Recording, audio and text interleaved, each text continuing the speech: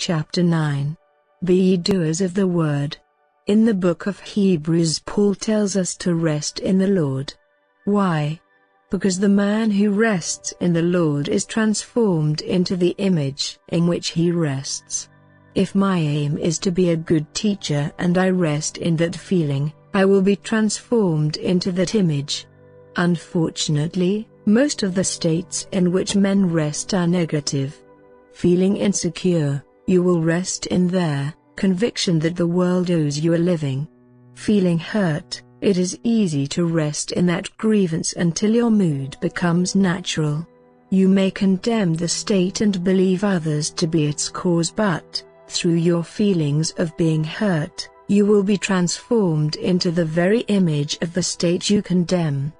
And if someone seems to cause you displeasure, remember, there is no other. The state in which you rest is causing you to listen to silent and invisible conversations. Although the words are heard by you and you alone, they act as magnets and draw to you the circumstances of your life. Be ye doers of the word and not hearers only, deceiving yourselves. Every meeting I share with you the knowledge I have gained through personal experience, but I cannot make you put this knowledge into practice. As a teacher, I demand results. As a student, I urge you to test this truth, for if it is true it will prove itself in the testing. In the 25th chapter of the book of Matthew, the parable is told of the servants who were given talents by their master. One was given 5 talents, which he increased to 10. Another, 2 talents were given, which were increased to 4. And when the third received his 1 talent, he buried it, thereby never allowing it to increase. When the master returned, he rejoiced at the increase he was shown by the first 2. But he took from the one who had placed his talent in hiding and gave it to the one who had 10, saying, "To everyone who has, more will be given and he will have abundance, but from him who has not, even that which he has will be taken away." This teaching is like the talents. Practice daily, your power of awareness will grow. If you are a hearer only, your knowledge, not used, will soon wither away and atrophy. Test yourself every day. Leave the other fellow alone and turn to self, for the promise is, according to your work will it be done unto the man who overcomes himself, rises to a higher level of being. Uncritically, observe your reactions to life, then work on yourself by practicing this psychologically. Only by working on self can you rise to a higher level. But you cannot do it with a negative emotion, it must be a positive one. We are told to lift up your eyes unto the hills from whence cometh your help. Negative thoughts cause downward emotions, while positive thoughts elevate. If you listen to your thoughts, stop their negative flow and change them so that you are hearing what you want to hear, you will feel a positive emotion of relief, which is followed by a stillness that brings with it the knowledge that your prayer has been answered. Now, as the title of this lesson implies, we are urged to be doers of the word and not hearers only, deceiving ourselves.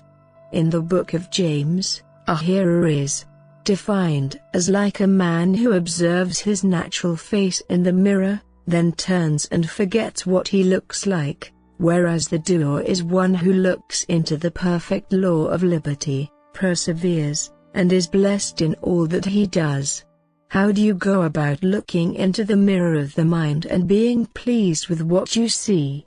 By looking into the face of your wife, husband, parent or friend. Close your eyes, relax and think of a friend who would rejoice in your good fortune. Tell him your good news and watch the expression of joy appear on his imagined face. His expression will liberate you, as his knowing has set you free to express your desire. Having looked into the perfect law of liberty, persevere and you will be blessed in the doing. In the book of Matthew the law is stated thus, "Whatever you wish that men would do to you, Do so to them, for this is the law of the prophets. Here we discover that the Bible is speaking of a man's psychology and not his physical form. The Bible records what you do within yourself, telling you that the conversations carried on internally are the breeding grounds of your future actions. Forever carrying on mental conversations with imaginary beings, become aware of your thoughts. Be selective and make your inner conversations positive, for the mechanical imagination is asleep and negative, while the awakened imagination is positive and noble.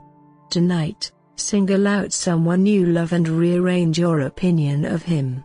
Carry on mental conversations with him based upon this new premise, and you are a doer of the word.